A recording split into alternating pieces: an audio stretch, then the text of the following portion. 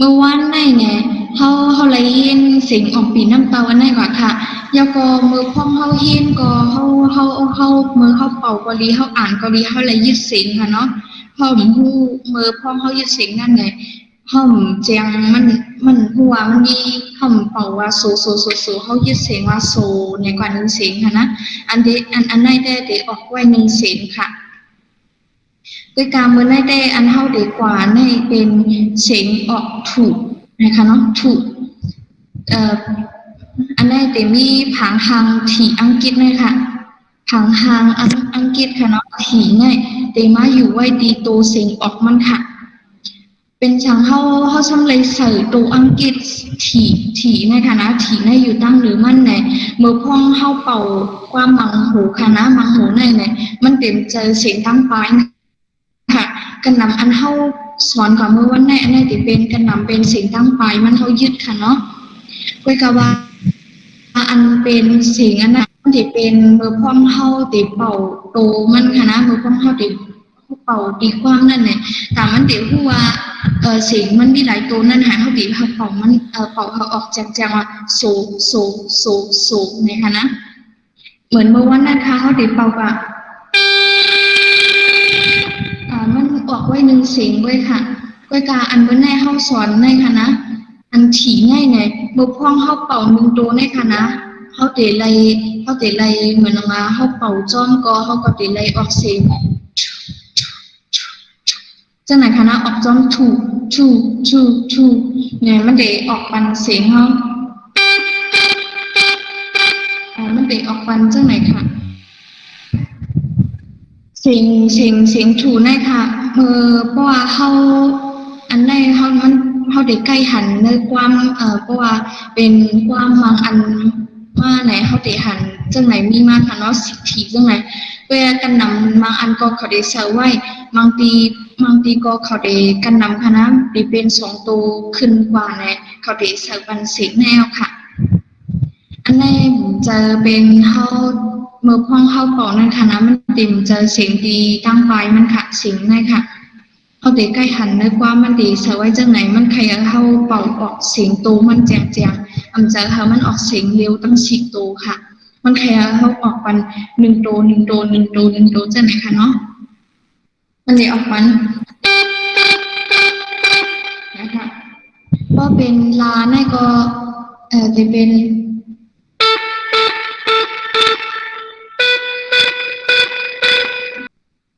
เมื่อวันเฮาเห็นกว่าแต่มันเป็นสิ่งเร็วค่ะนะมันเป็นสิ่งเร็วเนี่ยมันเป็นตั้งเฮาได้กันนำความพอมันได้เป็นยึดตั้งหลักมันก็คือการอันมันได้เฮาเห็นได้มันได้ป้าที่อยู่ตั้งหรือหูมันค่ะเมื่อพ่อเฮาเป่าก็ได้แลออกปันออกซ้อมมือพ่อเฮาเป่า1 ตัวก็เฮาได้เลยออกเสียงตีลิ้นเฮาค่ะนะเนี่ยที่ออกซ้อมเสียงทูเนี่ยกว่าซ้อมค่ะ มันมันเดเฮ็ดให้เนอเหมือนหนังในความห้าเหมือนหนังว่าเพราะว่ามันมี2 ตัวเนี่ยเท่ากับเสิร์ฟบันทีมันดีหมายสองเลยค่ะมันดีจังหัวอ้อนึกความดีดินป้าในติมีไว้ตัวเสียงออกโซ2 ตัวเนี่ยเขาเตจังล่ำออกเลยค่ะเพราะว่ามันได้เป่าให้มันออกมากำตัวค่ะนะอันในเด็เฮ็ดมันให้มันตัวเสียงออกมันออกมากำตัวเนี่ยแล้วก็เฮ็ดให้มันแจ้งหัวว่ามันมีโซหลายตัวเนี่ยค่ะ จองหมายเย้าค่ะไม้ยาวค่ะยาวค่ะไม่ยาวอ๋อค่ะค่ะเตสอนเป่าให้ค่ะเนาะเบอร์พ่องเข้าเป่า1 ตัวนั่นค่ะห้องว่าถูเนี่ยกว่าจ้อมค่ะเนาะจำเยิงให้เป่าด้วยห้างมันค่ะเนาะออกทูนะคะเนาะ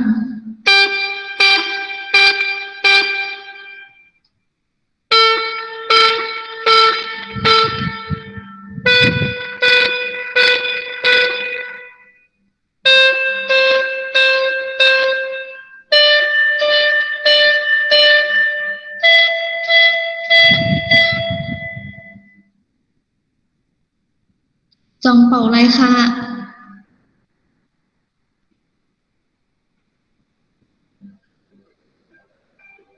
จองกูก็เป่าไรค่ะอันเป็นถูในค่ะ ได้อยู่ค่ะ ได้อยู่ ได้อยู่ค่ะ ถ้าเจอการต้มอยู่ค่ะ อ๋อค่ะโป้เป่าไรไหนดีกว่าอันเหมยเย้าค่ะนะจองมีขอถามแทงค่ะตีอันเป็นเสียงถูในค่ะ อัมมี่ค่ะ อ๋อค่ะ มันเดี๋ยวเป็นโตอันมันก่อมบ่ไรเจ้านำค่ะนะเนื้อหนึ่งความในไหนใครเอาหมายไว้ว่าเพราะเขากว่าเป่าเนื้อความไหนเขาจะอยู่จากเขาตีหันยาอันตูในค่ะนะเขาตีหันตูในเพราะหันตูในมาไหนเขาใครเขาเป่าออกเสียงถูกใครเขาออกมา2 กำค่ะเพราะว่าในหนึ่งอันในค่ะนะป้อมป้าถีไหนค่ะป้อมป้าถีค่ะนะ เฮ็ดจังไหนเพราะว่าเขาเตรียมมาปันโสโตตั้ง4โตอยู่ก็ตั้งเหลือในเต็มวิธี4โตก็มันจึงได้ออกเสียงเร็วไว้ค่ะ มันจึงได้ออกตั้งเหมือนนั่งเหลืออันเฮาสอนมาไว้ค่ะก็ก็ว่าเพราะว่าเสิร์ฟพาทีเนี่ยแต่มันเสียงมันเหมือนแล้วค่ะ เสียงมันได้ออกมาเป็นโตจังนั้นค่ะ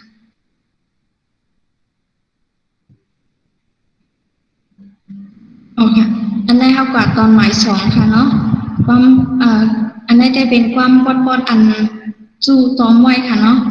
อันตาเฮาได้พึกมือพอเฮาไหลความเสียงโตออกมันยาวไหนเฮาได้มาพึกความปอดนี่ค่ะอันนี้ก็คือหมายกู้ไว้ค่ะเนาะหมายไว้ค่ะ อันความนี่ค่ะ อันนี้คำว่าด้วยค่ะเนาะแต่เป็นแต่มันก็บ่มีถีเอาค่ะ มันแค่ตัวเสียงถีในอ่อนตั้งค่ะเนาะมันเสวยเสียงถีค่ะ ถีแล้วก็ตีในตีมี2ตัวค่ะ เหมือนเมื่อไกลค่ะชับเลี้ยงไว้เอาค่ะนะเพราะว่า2ตัวขึ้นกว่าในเขาได้ใกล้ใส่บ้าถีค่ะเป็นว่าเพราะว่าเฮาตีในค่ะนะเพราะว่าตีในเฮาใส่ถีเนี่ยมันดีจังที่เป็นกว่าชีเนี่ยมันจังที่ออกเสียงเร็วกับแบบจังไหนค่ะ ก็ไหนพอเขาตั้งหลังได้เขาเสิร์ฟบันที2 อันเนี่ยมันนี่ออกเสียงปันสามตัวค่ะเนาะก็ไหนเขาตีผู้ว่าพอมือเขาเป่าหน้าตีผู้ว่าเอาชี้ในค่ะนะมันนี่ออกไป3 ตัว3 เสียงไงค่ะตัวเลี้ยวได้ไปสอนเป่าค่ะนะตีสอนอ่านอันตั้งค่ะ ให้หมออ่านค่ะนะความในได้ตี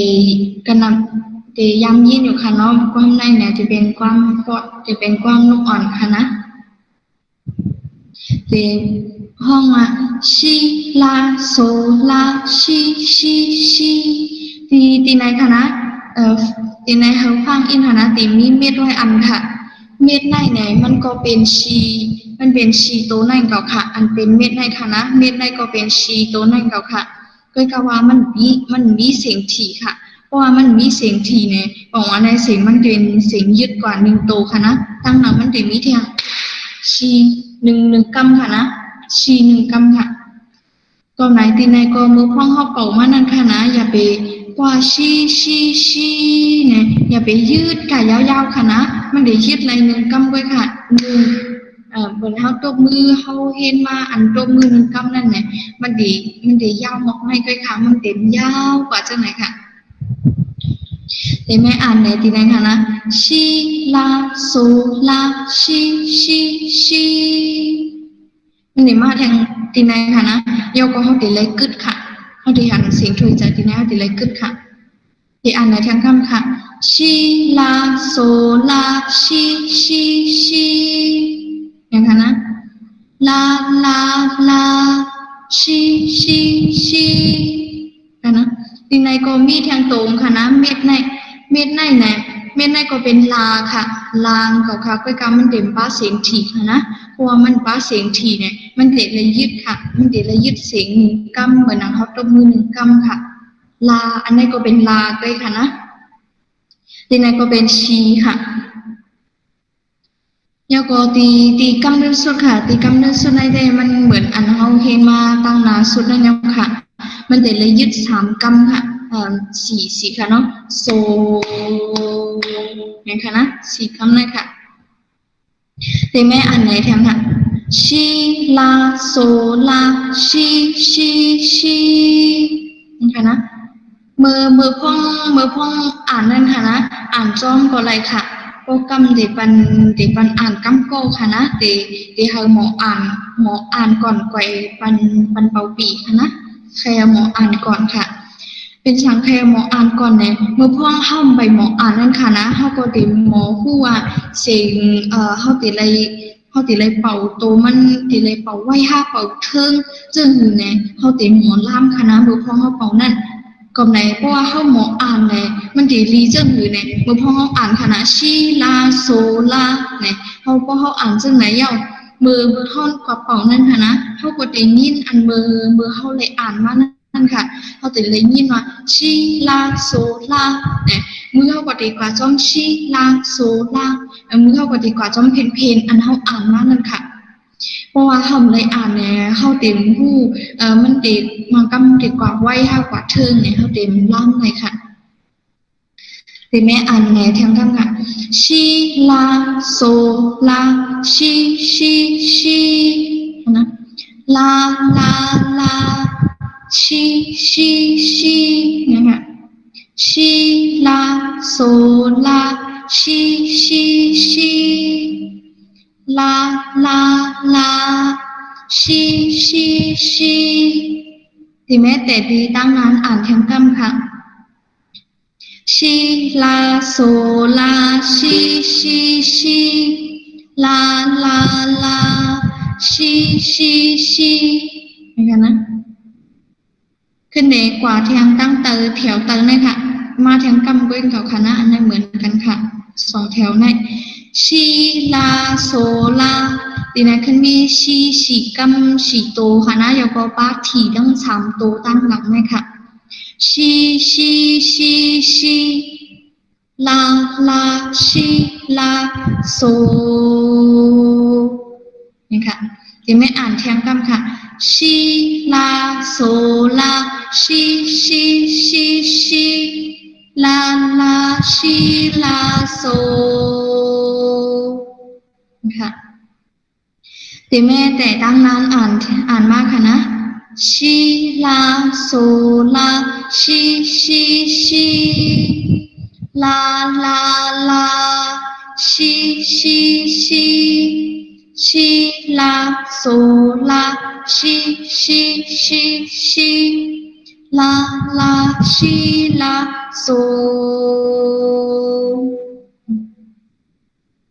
อ่านจอมตั้งหลังค่ะนะเต็มไม่อ่านปันเทียง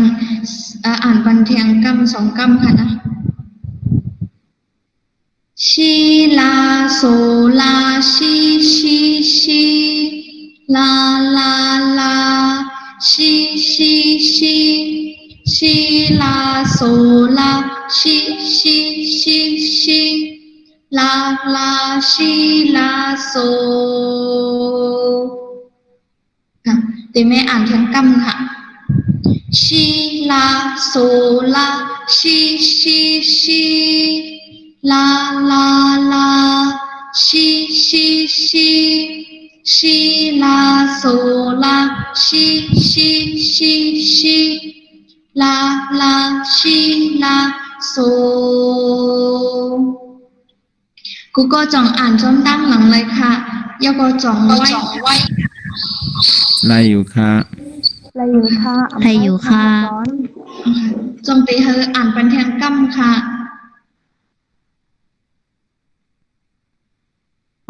เอาคำมาสอนอ่านปันค่ะ ค่ะได้อ่านปันแทงสองกำค่ะชีลาโซ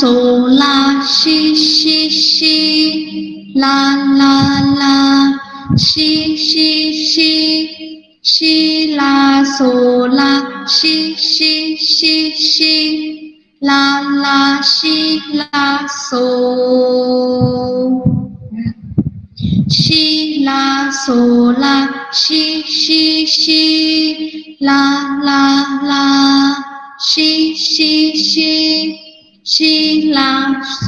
ลาชีลาชีลาโซค่ะจองไลค่ะ ไล่ยาวค่ะ อ๋อค่ะ